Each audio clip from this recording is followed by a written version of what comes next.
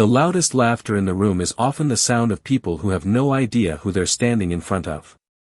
The laughter rolled across the polished hardwood floors of Hawthorne Archery Club like a wave that refused to stop. Crystal chandeliers shimmered above rows of wealthy members dressed in tailored jackets and designer dresses, while servers moved quietly between white linen tables carrying sparkling water and gourmet lunches. It was supposed to be another elegant Saturday afternoon, another private gathering where successful people celebrated success among themselves. Then one voice changed everything. "You there," Claire Whitmore called, lifting a hand without ever looking away from the archery range. The waiter. Conversation slowed. Silverware rested against porcelain plates. Nathan Brooks turned from the beverage station with the same calm expression he wore every day. His pressed white shirt was simple, his black apron spotless, and his name tag reflected the afternoon sun spilling through the towering windows. "Yes, ma'am?" he asked politely. Claire studied him with a confident smile.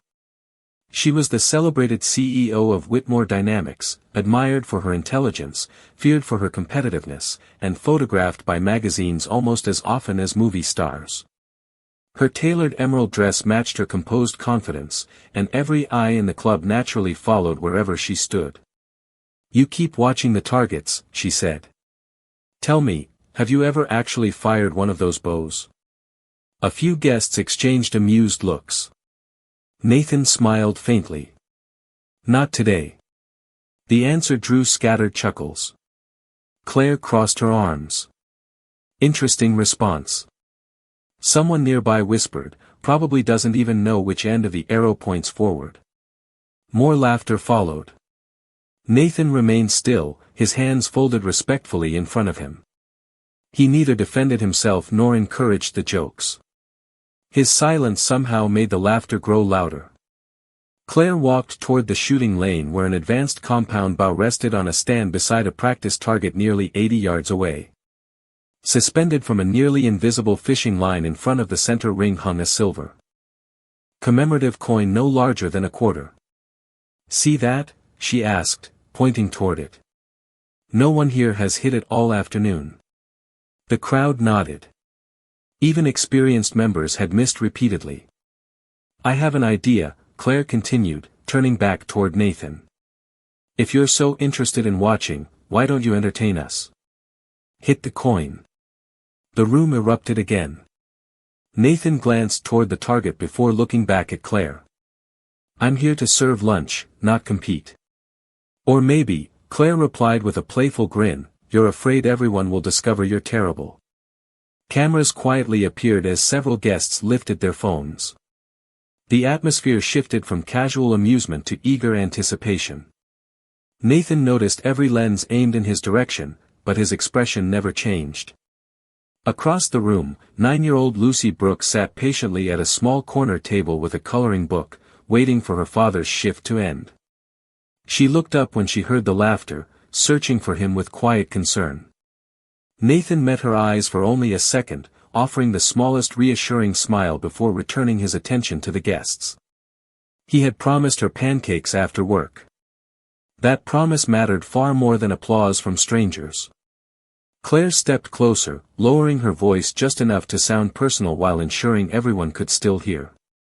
"Come on, Mr. Brooks. It's only one shot. Unless you'd rather everyone remember that you walked away." The laughter returned, louder than before, while at the far end of the room an elderly gentleman who owned the club slowly lowered his coffee cup, studying Nathan's posture with an expression that had suddenly become very, very serious. If this story has you hooked, take a second to subscribe. It really helps the channel.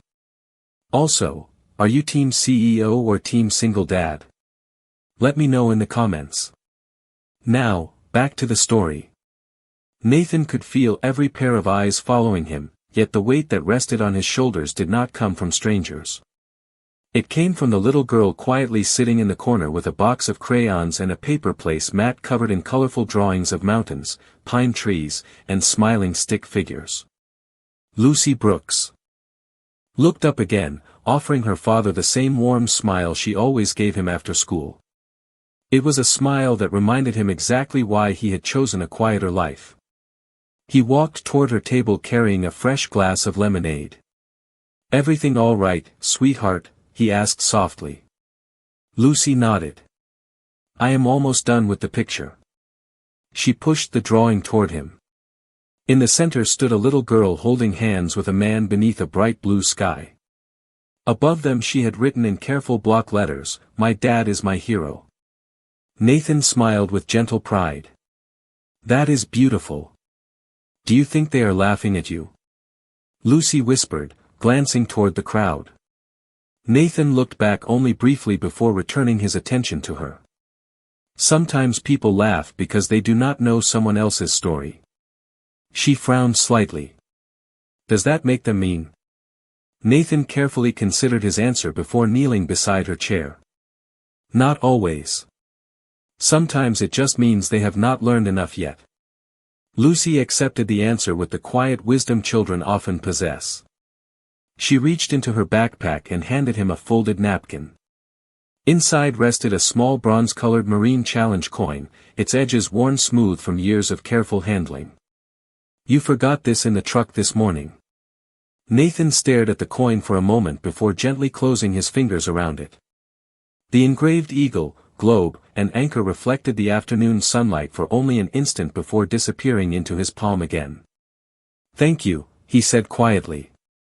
"Mom always said it was lucky," Lucy replied. Nathan's smile softened at the mention of his late wife. "Your mother believed kindness made people lucky." He slipped the coin into his wallet instead of his pocket, as though returning an old memory to its proper place. Behind them, conversations continued to circle around the challenge. More members drifted closer to the shooting lanes. Some debated whether the waiter would finally embarrass himself. Others insisted he would refuse altogether. Phones remained raised. Expensive watches glimmered beneath the lights as bets were whispered between tables. Claire accepted every ounce of attention as naturally as breathing. She spoke confidently with several executives, explaining that competition revealed a person's true character. "Pressure always exposes weakness," she declared. Several guests nodded in agreement. Near the entrance, Harold Bennett watched the room with thoughtful eyes that had witnessed decades of triumphs and disappointments. He barely heard the conversations anymore. Instead, he found himself studying Nathan's posture whenever the younger man reached for a serving tray or adjusted a chair. There was an unusual balance in every movement. No wasted motion. No unnecessary tension. Even the way he turned seemed deliberate, almost instinctive. Harold frowned slightly. Memory stirred somewhere deep inside him, though he could not yet explain why. Nathan stood and straightened Lucy's sweater. "I will finish work soon," he promised. "Then pancakes?" Lucy asked hopefully. "With extra blueberries." Her smile returned immediately. Nathan squeezed her shoulder before walking back toward the dining room. He had no desire to stand in front of a crowd. He did not miss applause. He did not miss proving himself. Years earlier he had learned that real strength often lived in the quiet decisions nobody noticed. But as he reached for another serving tray, Claire's confident voice echoed through the clubhouse once more. "I am increasing the challenge," she announced. "Surely that will finally convince our mysterious waiter to step onto the range." Nathan carried another tray through the dining room as though nothing unusual had happened, but the atmosphere inside Hawthorne Archery Club had changed completely. The elegant conversations about business deals and vacation homes had quietly dissolved into whispers centered on one question. Would the waiter accept the challenge, or would he walk away? Every passing minute seemed to increase the anticipation. Claire Whitmore stood confidently beside the shooting lanes, one hand resting lightly on the polished riser of an expensive competition bow. She smiled as several members gathered around her, clearly enjoying the unexpected entertainment. "Confidence is easy until someone asks you to prove it," she said, loud enough for nearby guests to hear. A few nodded in agreement while others laughed politely. Nathan continued serving coffee without responding. His calm seemed almost unnatural. One businessman shook his head. If it were me, I would at least take one shot. Another replied, he knows he cannot win. The opinions multiplied faster than facts. Someone claimed Nathan had probably never held a bow before. Another guessed he had grown nervous in front of successful people. None of them noticed that Nathan never once glanced toward the target. His attention remained exactly where it belonged, making certain every guest received what they needed before their cups became empty. Harold Bennett watched everything from the clubhouse balcony overlooking the range. He had spent decades around competitive archers, military veterans, Olympic coaches, and championship hunters. Experience had taught him that confident amateurs often looked restless before a challenge, while genuine professionals usually appeared almost ordinary. Nathan looked ordinary. Too ordinary. Harold slowly folded his reading glasses and slipped them into his jacket pocket. Something about the younger man's balance continued to trouble his memory. Every step landed quietly. Every turn came from the hips instead of the shoulders. Even carrying a fully loaded serving tray, his posture remained centered as though invisible lines held his body perfectly aligned. Harold whispered to himself, "Where have I seen that before?" Down below, Claire noticed Nathan approaching with another pitcher of iced tea. "Mr. Brooks," she called with effortless confidence, "are you planning to avoid the question forever?" Nathan stopped beside the table she occupied. "Would anyone like a refill?" he asked pleasantly. Several guests accepted without speaking. Claire smiled, amused by his refusal to engage. "You are very disciplined." Nathan filled another glass before answering. "I simply try to finish the job I was hired to do." "Or perhaps you are protecting your pride." Nathan met her eyes calmly. "Pride usually needs an audience. Responsibility does not." The answer lingered in the air longer than anyone expected. Even those preparing another joke hesitated for a moment. Claire tilted her head, surprised by both his composure and his choice of words. Before she could respond, one of the younger executives stepped forward holding his phone high. "I will donate $5,000 to the local children's hospital if the waiter actually hits the coin." Another member immediately added, "I will match it." More voices joined in until promises echoed across the clubhouse from every direction. The challenge had suddenly become something much larger than simple amusement. Nathan looked briefly toward Lucy, who watched quietly from her table with hopeful eyes. Then he looked back at Claire. He remained silent, but Harold noticed something no one else did. As Nathan rested the empty serving tray against his hip, the fingertips of his right hand unconsciously aligned along its edge with flawless precision, exactly the way an experienced marksman naturally indexed before taking aim. Harold's eyes widened almost imperceptibly. A memory that had slept for years was beginning to wake. Nathan remained silent after the last promise echoed across the clubhouse. $5,000 had quickly become 10, then 20, and before long the amount pledged to the children's hospital had climbed beyond anything anyone had expected from a casual afternoon gathering. Excited voices overlapped while camera phones continued recording every second. Claire folded her arms with quiet satisfaction. "Now this is worth watching," she said. "One shot. That is all anyone is asking." Nathan looked around the room, not at the people smiling with anticipation, but at the growing excitement surrounding the unexpected opportunity to help children. He took a slow breath before speaking. "If every pledge still stands regardless of what happens, then those children should benefit." Claire answered immediately. "Every dollar stays on the table." Several guests nodded in agreement. One elderly couple even applauded the idea. Nathan glanced toward Lucy once more. She closed her coloring book, smiled softly, and gave him a tiny encouraging nod that only he seemed to notice. It was not excitement in her expression. It was trust. The kind only a child could give without conditions. Nathan walked toward her table before anyone could stop him. "May I borrow my lucky coin?" he asked gently. Lucy reached into his wallet where he had tucked away the old Marine Challenge coin only minutes earlier. She placed it carefully into his hand. You always tell me that courage means doing the right thing, she whispered. Nathan smiled warmly. It does. Is this the right thing? She asked. He looked around the elegant clubhouse, at the guests who had unknowingly turned their amusement into generosity, then back at his daughter. Today I think it might be. Lucy wrapped her small hand around his fingers for just a moment before letting go. Then I believe in you. Nathan slipped the coin back into his wallet and stood. He quietly untied his serving apron, folded it with careful precision, and placed it neatly on a nearby chair. The simple gesture somehow drew more attention than any dramatic announcement could have. Conversations faded one by one until only the soft hum of the air conditioning remained. Claire stepped aside from the shooting lane and gestured toward the bow resting on its stand. Your stage is ready. Nathan approached without hurry. He stopped beside the equipment but made no attempt to touch it. Instead, he studied the target 80 yards away, the silver coin suspended almost weightlessly in the afternoon light.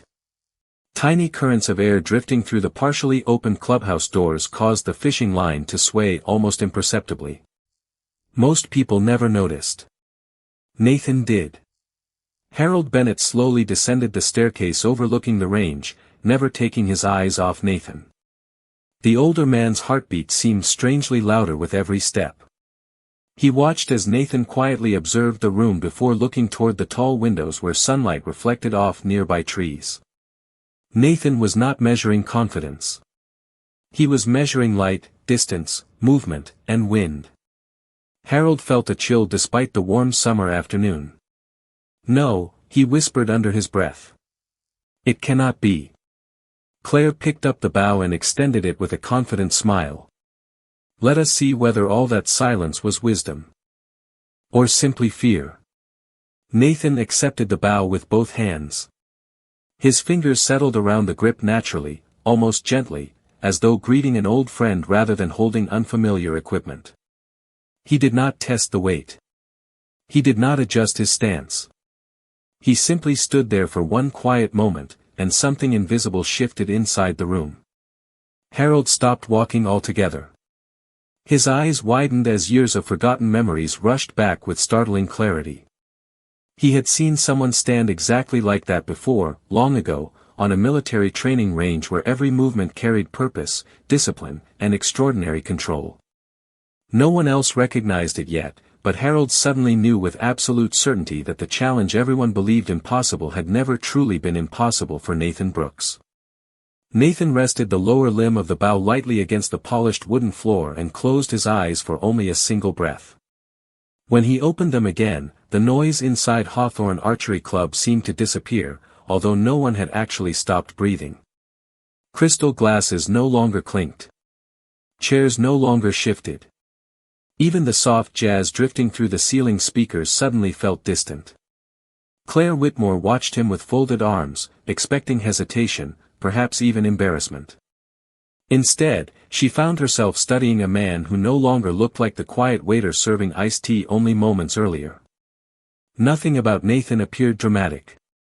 His shoulders remained relaxed. His breathing stayed slow and even. Yet there was an unmistakable sense of purpose that quietly settled over the shooting lane. Harold Bennett felt his pulse quicken. He had spent decades teaching young archers that true mastery was almost invisible. Beginners fought the bow. Experts became part of it. Nathan had not adjusted the sight. He had not tested the draw weight. He had not asked a single question. He simply observed. His eyes moved across the range with remarkable patience, noticing details everyone else ignored.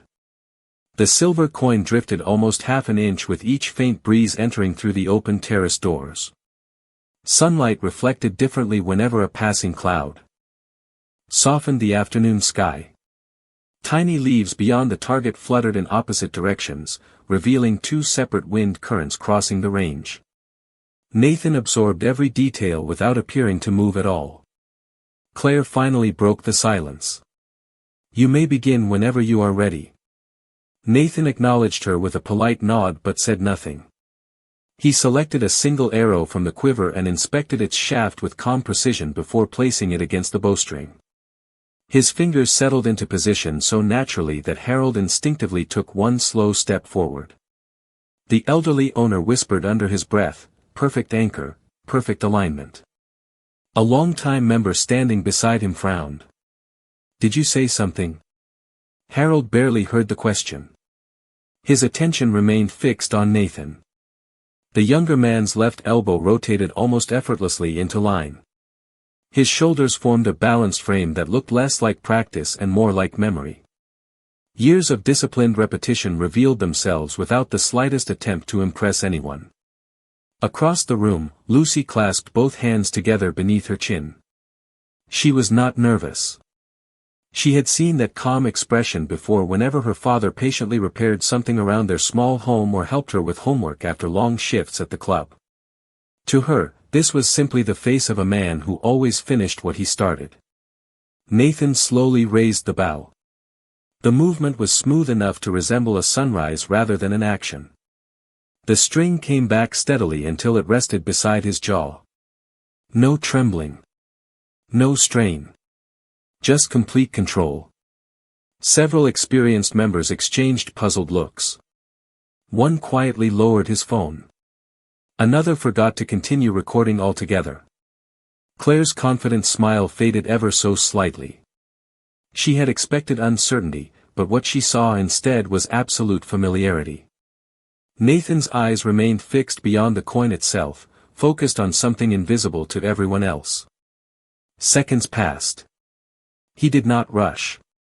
He did not react to the growing tension surrounding him. The room seemed to inhale together, waiting for the release that never came. Harold suddenly remembered a military demonstration nearly 20 years earlier, when one instructor had told a class of young Marines that the arrow should never be forced toward the target because the target would arrive naturally when the mind became still. Harold had never forgotten those words. He had only forgotten the face of the instructor who spoke them. Now, standing only a few yards away, memory finally caught up with reality. His eyes widened with unmistakable recognition, and before Nathan released the string, Harold quietly removed his cap, holding it respectfully against his chest as though greeting someone whose service deserved far more honor than anyone in that room yet understood. Nathan's breathing never changed. The bowstring rested quietly against the corner of his jaw as though it had found the place it belonged decades ago. Around him, no one dared to speak. Even the breeze drifting through the open terrace seemed to pause for a single unforgettable moment. Then his fingers relaxed. There was no dramatic motion, no exaggerated flourish, only a smooth release so effortless that several guests barely realized the arrow had left the string. It crossed the 80-yard range with graceful precision, cutting silently through the warm afternoon air before reaching the suspended silver coin. A clear metallic ring echoed across the clubhouse. The coin spun wildly on its nearly invisible line, flashing in the sunlight like a tiny star before settling into a slow, gentle swing. The arrow continued into the center of the target behind it, burying itself exactly in the smallest scoring circle. Absolute silence followed. No applause. No laughter. No whispered jokes. Dozens of people simply stared, trying to understand what they had witnessed. One executive slowly lowered his phone without realizing it. Another blinked twice before glancing toward the target again as though expecting the impossible to correct itself. Claire Whitmore remained motionless. Her confident smile disappeared completely. She had spent years competing with extraordinary people in boardrooms, negotiations, and athletic events, but she had never seen someone perform with such quiet certainty. Nathan lowered the bow. Just as calmly as he had raised it. He did not celebrate. He did not even look toward the target to confirm the shot. Instead, he carefully returned the bow to its stand exactly where he had found it. "Thank you," he said politely. "I believe your equipment deserves respect." His voice was steady, humble, almost ordinary. That somehow made the moment even more extraordinary. Harold Bennett finally reached the shooting lane. His eyes never left Nathan.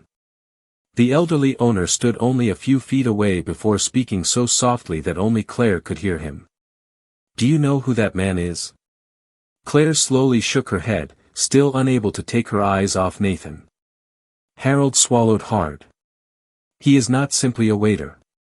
Claire looked at him with growing confusion. Harold leaned closer, his voice barely more than a whisper. "He is a decorated retired Marine." The word seemed to freeze the air itself. Claire's eyes widened. Harold continued before she could respond. "Years ago, I watched him instruct some of the finest military marksmen I have ever seen. His discipline was legendary because he never taught people how to hit a target. He taught them how to master themselves first." Claire looked back toward Nathan as though seeing him for the first time. The pressed white shirt, the neatly folded apron resting on the nearby chair, the quiet smile he offered his daughter from across the room, everything suddenly carried a completely different meaning. Nathan walked toward Lucy, who ran into his arms with joyful pride. "I knew you could do it," she said. Nathan smiled gently and brushed a loose strand of hair away from her face. "What mattered most was helping those children," he replied. Around them, members slowly began remembering the promises they had made. One by one they confirmed their donations aloud. $5,000. $10,000. $20,000. The total climbed steadily while the earlier laughter faded into something much quieter. It became respect. Claire remained standing beside the shooting lane, humbled not because she had lost a challenge, but because she realized she had mistaken humility for weakness. Across the clubhouse, Harold continued watching Nathan. With grateful eyes, knowing that the greatest lesson delivered that afternoon had never been about archery at all. It had been about the kind of honor that never announces itself, yet somehow leaves an entire room speechless. No one rushed to leave the shooting lane. The excitement that had filled Hawthorne Archery Club only minutes earlier had settled into something far quieter, something that could not be measured by applause or expensive donations. Guests who had once laughed now spoke in hushed voices, stealing respectful glances toward Nathan Brooks as he picked up his neatly folded apron. He slipped it over his shoulders with the same care he had shown before the challenge, as though nothing remarkable had happened. Lucy smiled proudly beside him, holding his hand while the clubhouse slowly came back to life. Claire Whitmore remained standing where she was, replaying every moment in her mind. She remembered the confidence in her own voice, the assumptions she had made, and the effortless calm with which Nathan had answered every insult. She had believed power always introduced itself loudly. Now she was beginning to understand that real strength often preferred silence. Harold Bennett walked beside her, his expression thoughtful. "You really knew him?" Claire asked quietly. Harold nodded. "Many years ago." His eyes drifted toward Nathan. Back then he was already respected by people who had spent their entire careers earning respect. Young Marines listened when he spoke because he never demanded admiration. He earned it through discipline, patience, and example. Claire listened without interrupting. Harold continued, his voice carrying equal parts pride and sadness. "The last time I saw him in uniform, he was helping train instructors who would later teach others. Awards never interested him. Recognition never changed him. The younger men admired his skill, but they remembered something else even more. He treated every person with the same dignity, whether they wore stars on their shoulders or carried a toolbox." Claire folded her arms, no longer out of confidence but reflection. "Then why is he here serving tables?" Harold smiled gently. "Life has a way of changing even the strongest people." His words carried the weight of personal experience. After his wife passed away several years ago, everything changed. He quietly stepped away from the career he loved because one little girl needed her father more than the Marine Corps needed another instructor. He never complained. He simply chose the responsibility that mattered most. Claire looked across the room again. Nathan was helping Lucy zip her small backpack while listening carefully to her excited description of the pancakes she wanted after work. He laughed softly at something she whispered, and for the first time Claire realized she had never seen him trying to impress anyone. Everything he did centered on his daughter. Harold spoke once more. People assume the greatest sacrifices happen on battlefields. Sometimes they happen in ordinary kitchens, school parking lots, and late-night homework sessions. Raising a child alone requires courage that few people ever notice. Claire lowered her eyes. The realization settled deeply inside her. She had challenged a father who had already faced far greater tests than an impossible shot across an archery range. Nathan had never accepted her challenge to protect his pride. He had accepted it because children in need would receive help. The distinction humbled her.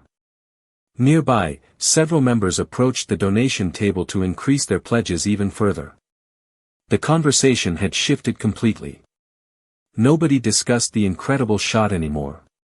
Instead, they spoke about character, generosity, and the quiet example they had witnessed.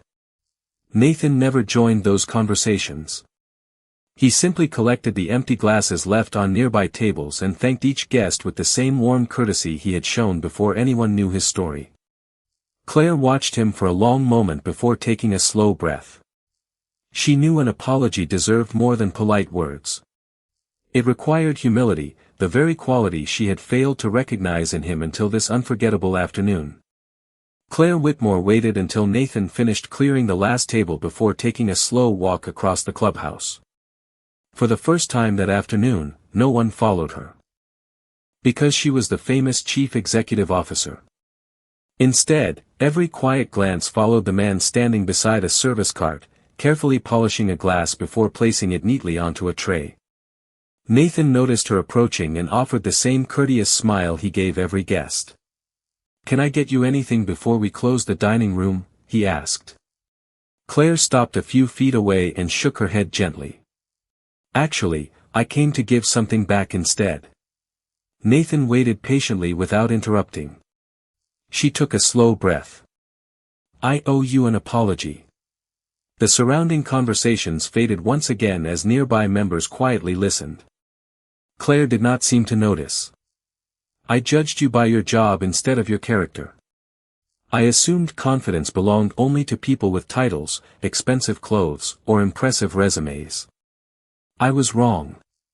Nathan remained silent for a moment before answering. "Thank you for saying that." Claire looked down briefly before meeting his eyes again.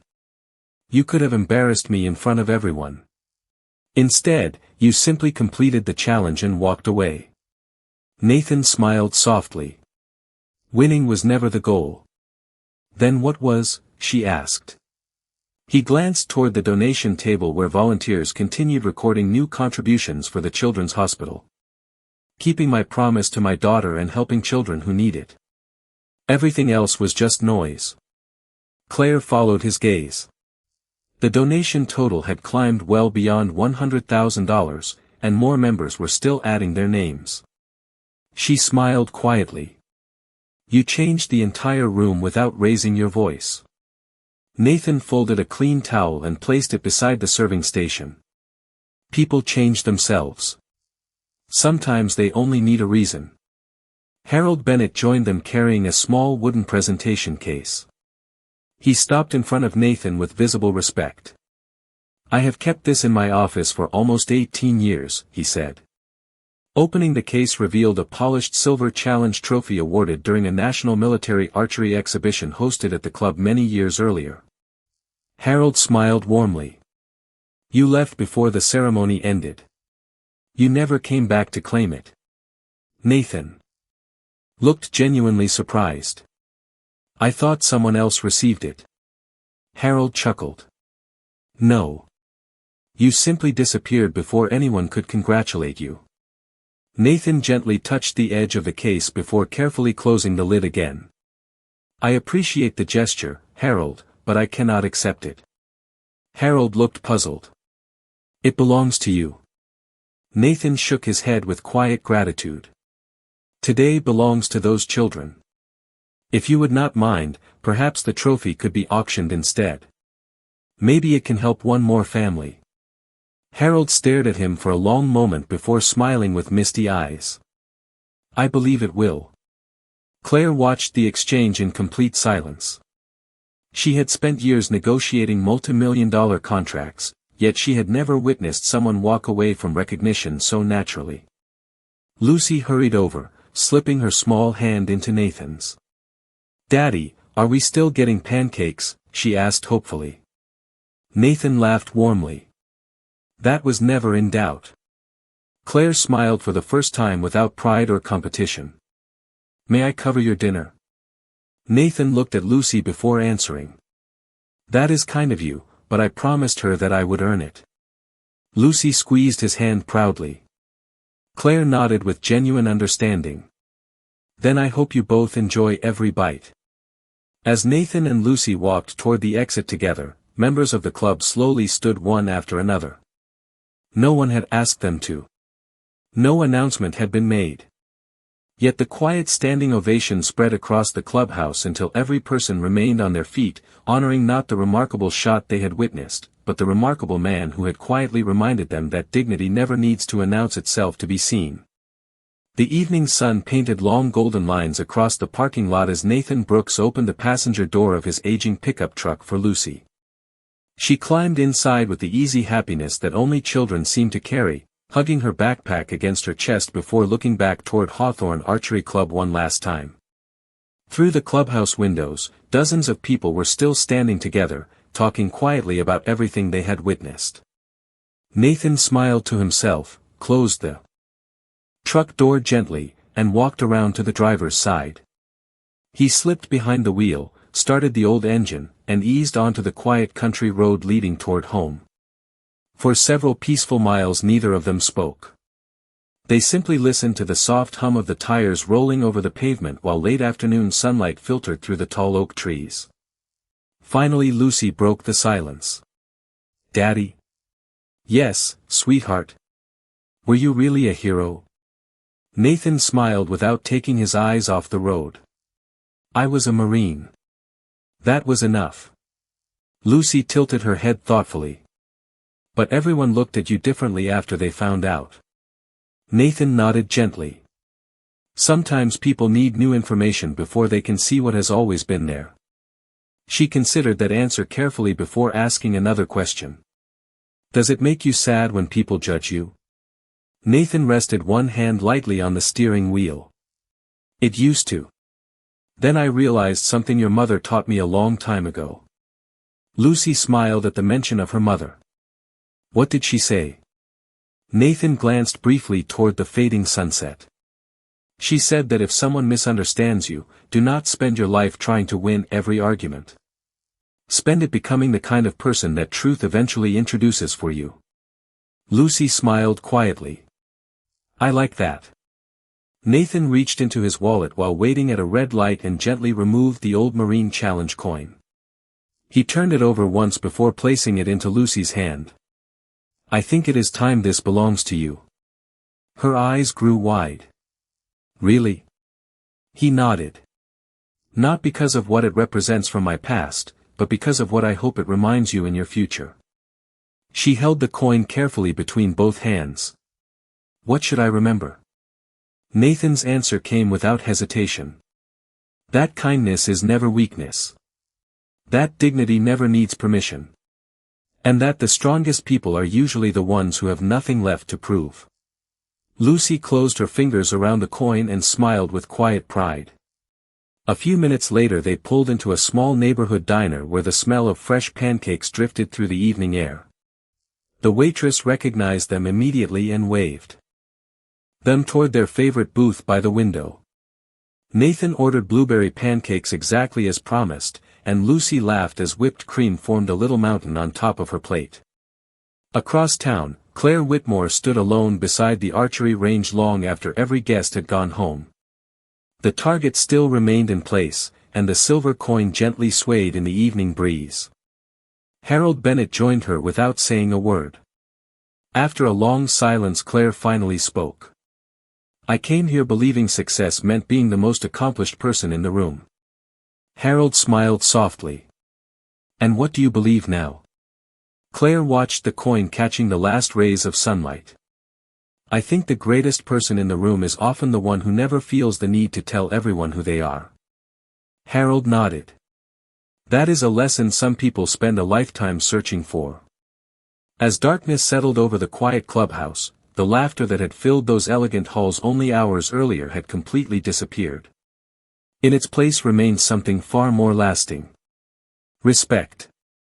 Not for an impossible shot across 80 yards, not for medals hidden inside an old wallet, and not for a forgotten title from years gone by, but for a father who quietly chose grace over pride, service over recognition, and love over applause, proving that true honor is never measured by the moment when the crowd finally notices you, but by the quiet character you keep long before they ever do. Thank you for being here until the very end. Your support truly means a lot to this channel. Before you leave, tell us, are you watching as a husband, wife, mom, dad, or just someone who enjoys stories like this? Share your answer in the comments below. And if you enjoyed this video, please subscribe for more stories every day.